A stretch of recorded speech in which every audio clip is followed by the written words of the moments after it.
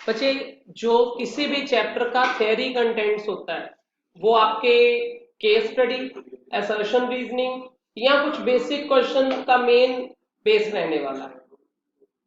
मतलब अगर आपको थ्योरी कंटेंट्स नहीं पता है, हर चैप्टर एंगल से आ जाओ, तो आप प्रैक्टिकल भी नहीं कर सकते।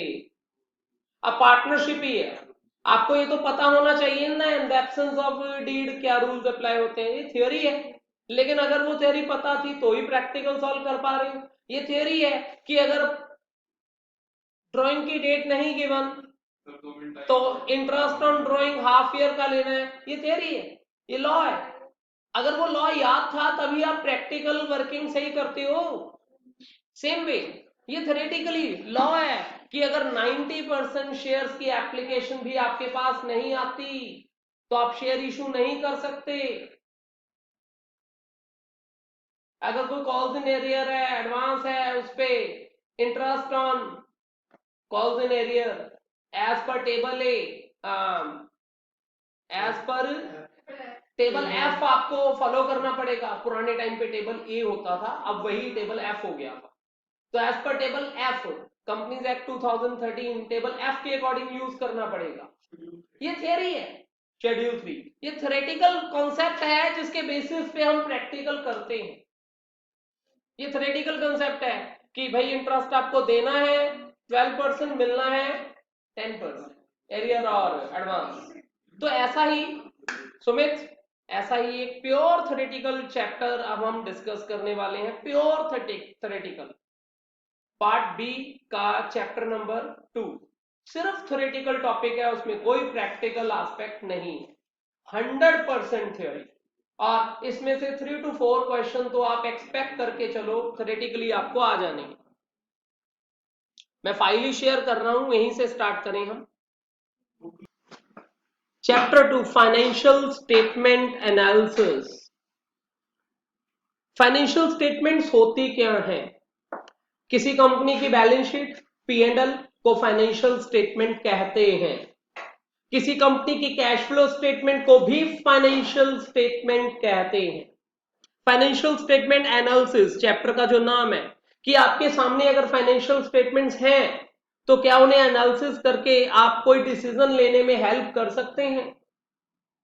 क्या उससे हमें ये आइडिया मिल सकता है कि हमारे लास्ट ईयर और करंट ईयर के बीच में क्या कंपैरिजन है, कहां क्या चेंजेस आए हैं, बाय ड्राइंग कॉमन साइज और comparative statements. Common size comparative statement आपने चैप्टर 3 थोड़ा सुना ही है ना, क्या होता था? 2 ईयर्स की फिगर गिवन है, आपको उनका डिफरेंस करके उसके चेंज को परसेंटेज में दिखाना होता है। नहीं, वो कंपैरेटिव होता है, जो चेंज का परसेंटेज होता है, और जो दोनों ईयर की परसेंटेज होती है वो कॉमन साइज होता है। चेंज का परसेंटेज कंपैरेटिव होता है। मैं अब चैप्टर स्टार्ट करूं जरा। इस कंप्लीट चैप्टर के कुछ छोटे छोटे सेगमेंट हैं। सबसे पहले, व्हाट आर द टूल्स और techniques of financial statement. Tools और टेक्निक्स में मेरी तरफ देखना सभी। इसमें हमें ये बताना है कि कौन कौन सी वर्किंग आप इसमें करने वाले हैं, या कौन सी स्टेटमेंट्स को आप यूज करने वाले हैं फाइनेंशियल स्टेटमेंट्स एनालिसिस के लिए। तो इसके टूल्स हैं comparative statement, common size statement, ratio analysis, cash flow statement. Tools of financial statement analysis. इस चैप्टर के, इस बुक के सारे चैप्टर्स के नाम बोल दिए। Common size statement, comparative statement, ratio analysis and cash flow statement are the tools for financial analysis. कहीं डाउट है? एक लाइन में फिर बोलता हूं। Financial statement analysis, financial statement होती है बैलेंस शीट या P and L. Balance sheet या पी एंड एल का एनालिसिस किन टूल्स की बेस हेल्प से किया जाता है? तो बैलेंस शीट का एनालिसिस या कंपैरेटिव से करते हैं, या कॉमन साइज से करते हैं, या रेशो से करते हैं, या कैश फ्लो से करते हैं। मतलब ये जो 4 चैप्टर है ना, कॉमन साइज, कंपैरेटिव, रेशो, ये हमारी हेल्प करते हैं बैलेंस शीट का एनालिसिस करने में। अब क्लियर हुआ? कैश फ्लो स्टेटमेंट किसी भी कंपनी की एक साल में कैश की मूवमेंट्स को बताती है, कि पूरे साल में कैश कहां कहां से आया या पे किया, कहां है? हाँ, वो भी टूल ही है, टूल ऑफ फाइनेंशियल एनालिसिस। कई बिजनेस ऑर्गेनाइजेशन, वैसे एसेंशियल भी है कैश फ्लो को इटसेल्फ फाइनेंशियल स्टेटमेंट कहते हैं। Cash flow is itself financial statement, क्योंकि हर लिस्टेड कंपनी को जितना जरूरी है बैलेंस शीट बनाना, उतना ही इंपॉर्टेंट है कैश फ्लो स्टेटमेंट बनाना। हर लिस्टेड कंपनी को कैश फ्लो स्टेटमेंट बनानी ही पड़ती है, हर लिस्टेड कंपनी। क्लियर है?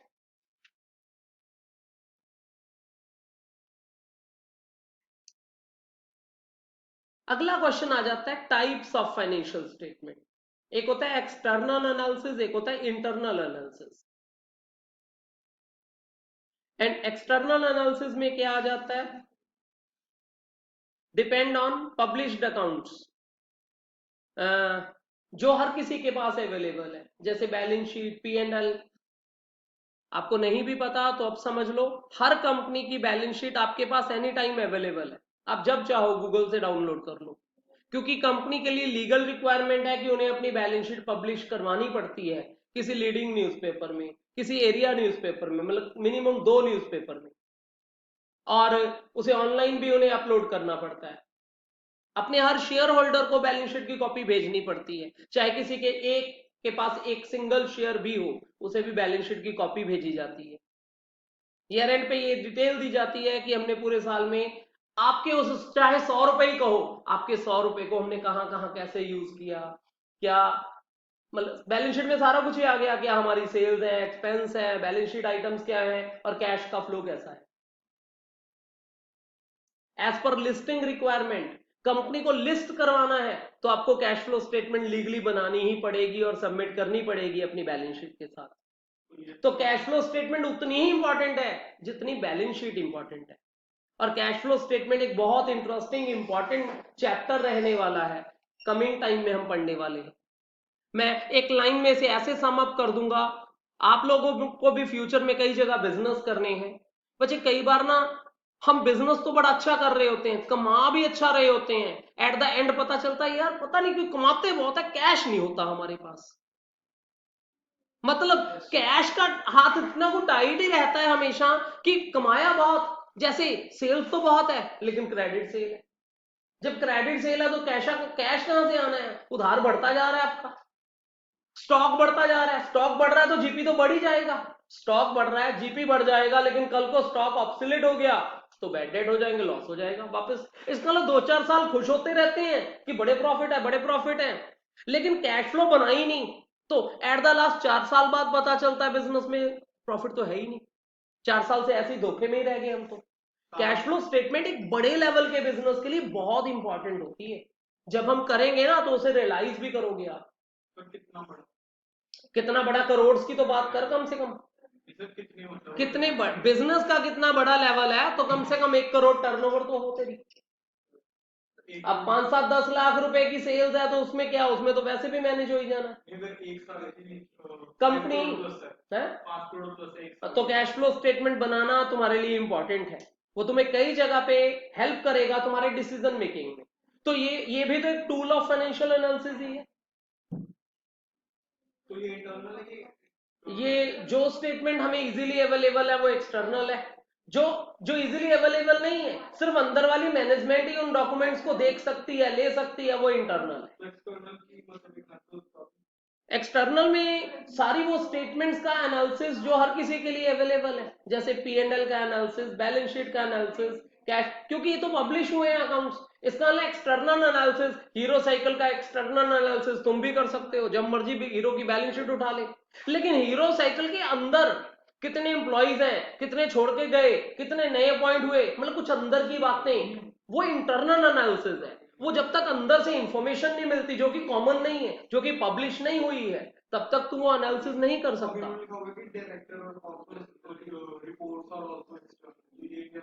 जो चीजें पब्लिश हुई हैं वो सब एक्सटर्नल है, रिपोर्ट्स पब्लिश होती हैं। Director report is a part of annual report.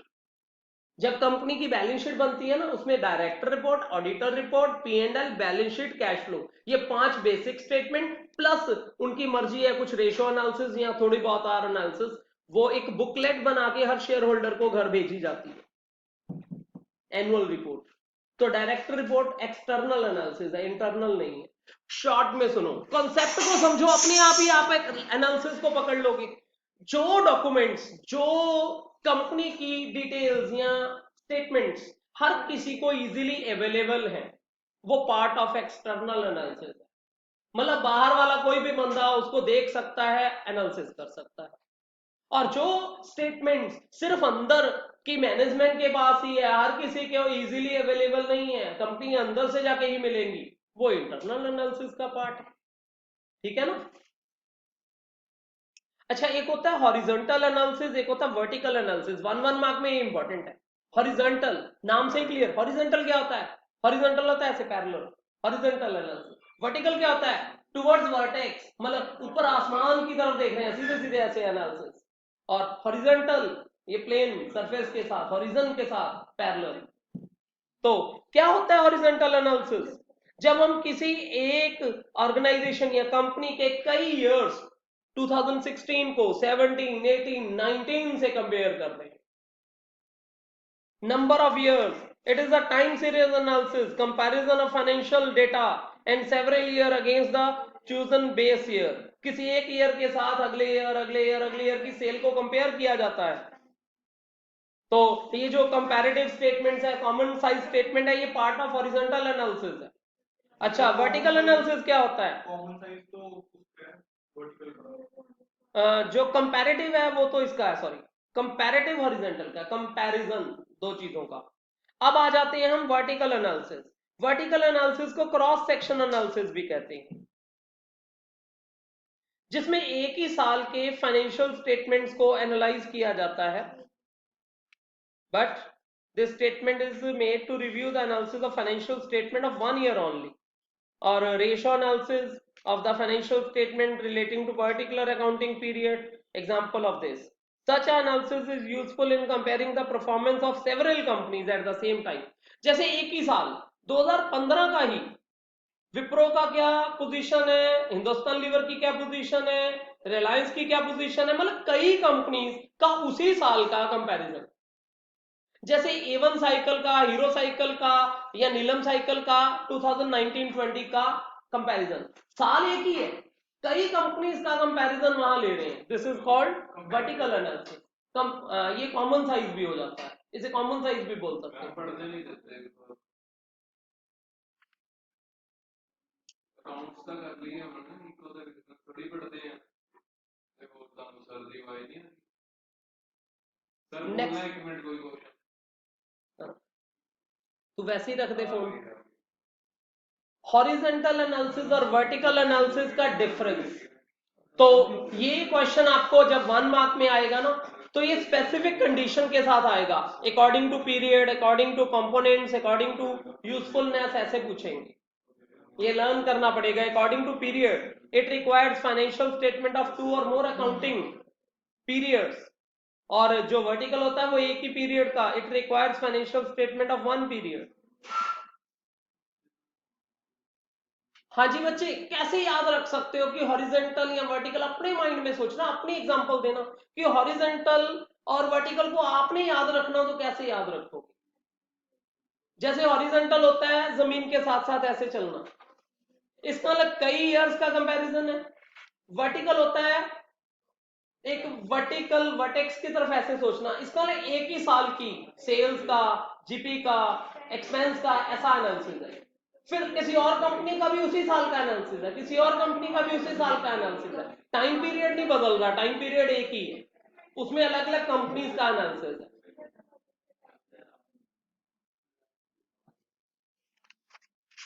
दो क्वेश्चन और हैं छोटे छोटे, ये चैप्टर मैंने पहले ही बोला था इजी है। इसमें अब एक क्वेश्चन आएगा, इसकी लिमिटेशंस क्या है जो इंपॉर्टेंट है। एक आएगा इस फाइनेंशियल स्टेटमेंट्स के यूजर्स कौन से, कौन कौन इन्हें यूज करता है, इंटरनल या एक्सटर्नल, मतलब कंपनी के अंदर से कौन यूज करता है, एक्सटर्नल में कौन इसके यूजर्स है।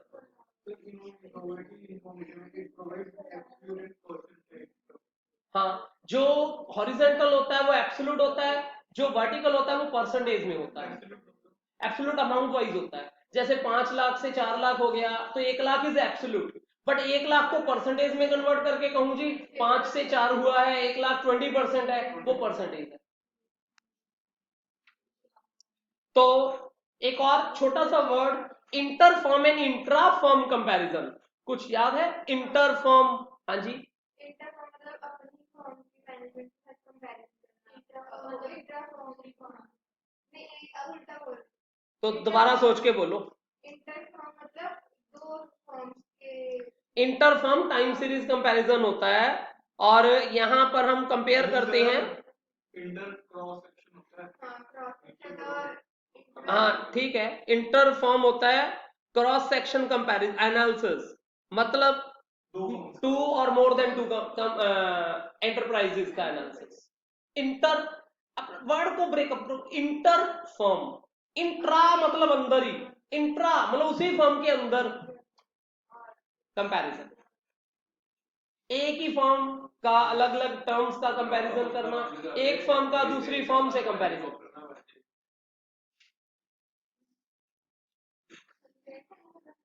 जब भी किसी कंपनी की फाइनेंशियल स्टेटमेंट्स बनाई जाती हैं तो उसके प्रोसेस क्या है? अच्छा, ये आपके काम का नहीं है क्वेश्चन, कभी नहीं आया एग्जाम में। पहले what are the process of financial statement analysis, process मतलब क्या, कैसे करते हैं? सबसे पहले कोई ना कोई स्टेटमेंट्स को रीअरेंज करते हैं, जैसे अगर बैलेंस शीट कंपैरिजन ही करना है तो उसे पहले रीअरेंज कर लिया जाता है जैसी अरेंजमेंट चाहिए आपको, फिर उसे कंपेयर किया जाता है, फिर उसके बेसिस पे एनालिसिस बना के इंटरप्रेट किया जाता है रिजल्ट। बस 4 स्टेप, नहीं नाम ही रखने हैं बस आपने हेडिंग की, अंदर से कुछ नहीं, डिटेल कोई नहीं चाहिए हमें, सिर्फ एक ऑर्डर पता हो कि पहले हम स्टेटमेंट लेते हैं, उसे अपने अकॉर्डिंग अरेंज रीअरेंज करते हैं, फिर उसको कंपेयर करते हैं, फिर उसका कोई एनालिसिस करते हैं, फिर उससे कोई रिजल्ट निकलता है, उसे उसकी इंटरप्रिटेशन हो जाती है। बस ये 4 स्टेप नाम याद रखने और कुछ नहीं। अगला है objectives of financial statement analysis. Objectives क्या है? Assessing the earning capacity of और प्रॉफिटेबिलिटी। देखो ना, अगर आप फाइनेंशियल स्टेटमेंट को कंपेयर करोगे तभी आप ऑर्गेनाइजेशन की अर्निंग कैपेसिटी प्रॉफिटेबिलिटी को चेक कर पाओगे। तुम सुन लो, 1 मिनट में कहीं और होते हो, फिर समझ तुम्हें लगना नहीं कुछ। तुम्हारा एक ही सोल्यूशन है कि तुम अकेले ही बैठो मेरे साथ आके, तभी समझ पाते हो कुछ। अरे तुम नहीं आए, मैं फोन नॉर्मली नहीं उठाता। सुबह किया था 11 बजे, 2.5 घंटे होते हैं सर। किसी भी कंपनी की बैलेंस शीट या P&L बनते हैं, वो क्यों बनाते हैं? ऑब्जेक्ट क्या है? ऑब्जेक्टिव मतलब किस मोटिव के साथ बना रहे हैं ये चीजें? भाई पहला मोटिव तो है कि प्रॉफिट कैलकुलेट करना है हमने, दूसरा अपनी फाइनेंशियल पोजीशन देखनी है हमने कि हमारे पास कितने एसेट्स हैं, कितनी लायबिलिटीज है। यही तो 2 स्टेटमेंट प्राइमरी स्टेटमेंट्स हैं। P&L के थ्रू प्रॉफिटेबिलिटी देखना चाहते हैं, बैलेंस शीट के थ्रू फाइनेंशियल पोजीशन देखना चाहते हैं, रेशो के थ्रू कंपैरिजन करना चाहते हैं, कैश फ्लो के थ्रू कैश पोजीशन देखना चाहते हैं, और बिजनेस में कहां कहां कैश अलग अलग हेड में हमने खर्च किया या सोर्स आया है। तो ये सब हमारे पर्पस ऑब्जेक्टिव्स हैं इन स्टेटमेंट्स को बनाने की। फिर एक और पर्पस पे आता हूं, गवर्नमेंट कहती टैक्स दो, टैक्स तो ही दूंगा अगर अकाउंट्स बने होंगे, प्रॉफिट पता होगा कितना है, इसका टैक्स अथॉरिटीज को प्रॉफिट दिखाने हैं, टैक्स देने हैं, उसके लिए एक ऑब्जेक्ट हो गया ना, ऑब्जेक्ट एंगल से बोल रहा हूं। तो और ऑब्जेक्ट क्या हो सकता है? हाँ, बिजनेस की एफिशिएंसी। मैं मैनेजमेंट से पूछना चाहता हूं आपने किया क्या, तो किया क्या वो दिखाएंगे, ये देखो जी पिछले साल प्रॉफिट कम थे, इस बार बढ़ गए हैं, हमने ही सब कुछ किया है, इतनी सेल्स बढ़ा दी हमने। तो मैनेजमेंट की एफिशिएंसी देखना चाहते हैं थ्रू स्टेटमेंट। स्टेटमेंट बना के पता चलेगा ना कि क्या चेंजेस आए हैं हमारे पास। शेयर होल्डर को डिविडेंड देना है, तो डिविडेंड कहां से दूंगा, पता तो चले कमाया क्या है, तभी डिविडेंड अनाउंस करूंगा मैं। प्रॉफिटेबिलिटी देखना मेरा पर्पस है फॉर शेयर होल्डर्स। और लॉन्ग टर्म सॉल्वेंसी पोजीशन को देखना है तो उसके लिए फाइनेंशियल स्टेटमेंट देखनी पड़ेगी, तभी तो बैंक वाले मुझे आगे लोन देंगे या सैंक्शन रखेंगे मेरा लोन। नहीं तो यही क्वेश्चन ऑब्जेक्ट वाला ही आगे यूजर में आ जाएगा। What are the users of financial statement, exam में बड़ा कॉमन आता है ये क्वेश्चन। बच्चे सिर्फ इतना को भी सुन लोगे ना तो आपके 2-3 क्वेश्चन इतने में से ही कवर हो जाने, ये सुना हुआ ही काम आ जाएगा। तो हमारा नेक्स्ट क्वेश्चन है, what are the users of financial statement, मतलब कंपनी की P&L और बैलेंस शीट को कौन देखना चाहता है? कौन कहता है कि नहीं मुझे दिखाओ भाई P&L क्या है, बैलेंस शीट, कौन? तो इसे दो पार्ट्स में बोला जाता है, इंटरनल यूजर, एक्सटर्नल यूजर। तो किसी भी कंपनी के इंटरनल यूजर्स कौन से हैं?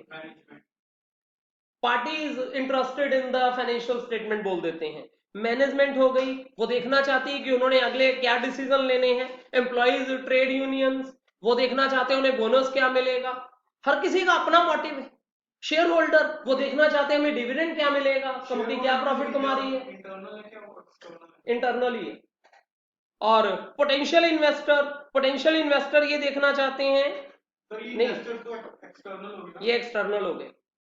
वो देखना चाहते, पोटेंशियल इन्वेस्टर हो गया ना, मान लो मेरे पास एक्स्ट्रा पैसा है, मैं देखना चाहता हूं मैं इस कंपनी उस कंपनी किस कंपनी में इन्वेस्ट करूं। तो मैं सबकी बैलेंस शीट्स देखूंगा, इनकम स्टेटमेंट देखूंगा, जहां मुझे प्रॉफिटेबिलिटी अच्छी लगेगी मैं वहां इन्वेस्ट कर दूंगा अपने फंड्स को, सेविंग्स को। सप्लायर, क्रेडिटर, वो देखना चाहते हैं कि इस कंपनी की प्रॉफिटेबिलिटी कैसी है, तो इनको और उधार देना है या नहीं देना। अगर एक कंपनी ग्रोथ में नहीं चल रही तो क्रेडिटर को पहले ही एक बैकफुट पे हो जाना चाहिए, अपने पुरानी रिकवरीज की तरफ ध्यान देना चाहिए, उस कंपनी को और उधार देना ही नहीं चाहिए। बैंकर्स एंड लेंडर्स, वो भी ये देखना चाहते हैं कि इस कंपनी को हमने और लोन देने हैं या नहीं, या पुराने की रिकवरी की साइड से ही सोचना है। ये रिसर्चर्स, रिसर्च, जो भी रिसर्च करता है उसे डेटा चाहिए अपनी रिसर्च करने के लिए, तो डेटा इन बैलेंस शीट से मिलेगा। तो टैक्स अथॉरिटीज, वो चाहती हैं पता चले टैक्स कितना मिल पाएगा हमें इन कंपनीज से, तो प्रॉफिट देखेंगे तो टैक्स की एस्टिमेशन लेंगे। कस्टमर देखते हैं कि प्रोडक्ट की सेल कितनी बढ़ रही है, तो इसका मतलब इसकी इन ऑल मार्केट में कितनी डिमांड है, जिसकी ज्यादा डिमांड होगी वहां कस्टमर का भी फेथ बनेगा। Last, what are the limitations of financial statement? किसी चीज के कितने भी बेनिफिट्स हो, कोई लिमिट तो होती ही है ना कोई लिमिटेशन तो होती है ना, कि नहीं होती?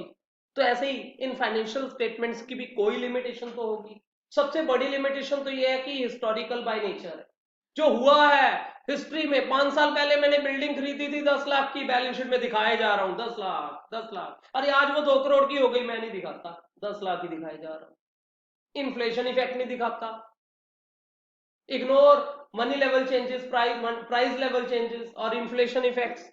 हिस्टोरिकल है, प्राइस लेवल चेंजेस नहीं देखते, क्वालिटेटिव एस्पेक्ट तो देखते ही नहीं।